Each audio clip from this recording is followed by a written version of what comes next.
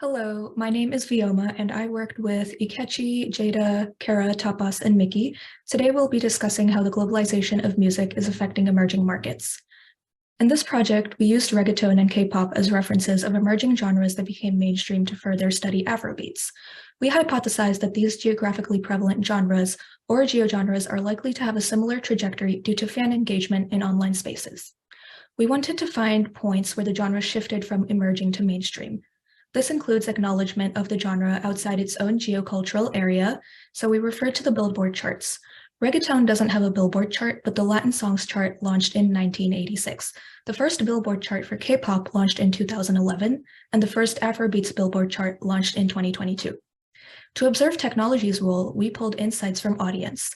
All genres have fans who are more likely to create user-generated content online and be influenced by social media. We assume the participation of fans in virtual spaces influenced the growth and success of these geo-genres. We observed Bad Bunny, BTS, and Burna Boy, who are three superstar artists from emerging markets. Their careers began in 2012 and 2013, diverge from their own geographical areas, originate from non-native English-speaking markets, and are from historically underrepresented countries in the global music industry. We define the shift from emerging to mainstream when an emerging market expands beyond its own geographical area and it can be considered a mature market. So to explain about data strategies and visualizations, we extracted data from various sources, including the Chartmetric API and Luminate. We cleaned data using scripting programming languages and visualized using Power BI. We really wanted to show the inflection point of viral engagement at time these artists went from a geographically specific region to an international sensation. We were unable to go back to that history because Chartmetric API data only gave use through July 2020. This map shows two key things. The first one, the place that the genre originates from has a strong tie in terms of audience. Their audience is expanding on a global level over time. What we wish it showed was the moment they really evolved, correlated to major events in the artist's history. Further proving to this point is the saturation of followers increasing in areas where the act did not originate from. For example, Burna Boy is gradually growing in Middle Eastern and North African markets. So we think that it is best to predict the best industry to break into next would be the MENA. So why did this happen? Bad Bunny's first peak in February 2020 was due to his Super Bowl halftime performance alongside Shakira and Jennifer Lopez. Bad Bunny's second peak in May 2022 was surrounding the global release of his album with 2 tracks, reaching a total of 5.5 million posts on TikTok. The first peak for Burna Boy was in April 2022, when he was the first Nigerian artist to headline Madison Square Garden. It was sold out, live streamed on YouTube as well. The peak in August 2020 for BTS may be attributed to the release of their song Dynamite, which was their first English song. So based on these insights, we can conclude that emerging genres were able to grow to a global scale due to the fan engagement and fan participation online via decentralized technologies such as SNS and other streaming platforms that make it more accessible to these fans. And within these topics, there's more to explore on values, identity, and community from these emerging genres. Moreover, music doesn't have borders because the identities and cultures that it speaks to, they now have the power to build it up thanks to this decentralized technology. So how does this idea affect the future of music?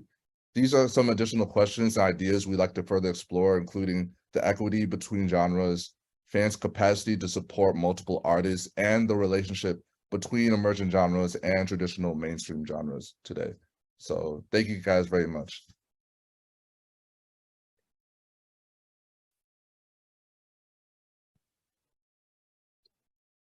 If that is the end of the presentation, we'll give an additional 40 seconds for judges to answer questions. Or ask questions, excuse me. Judges, do you have any questions?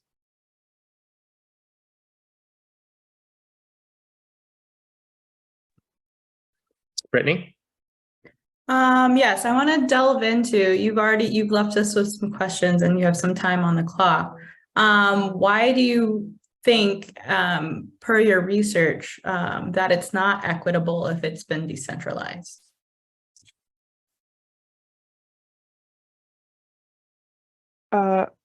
Maybe I could jump in and share a little bit as well. We did do quite a few visualizations that we didn't include today. We cut quite a bit. But overall, the fan base, I think there's one visual that I could show that might help answer this question.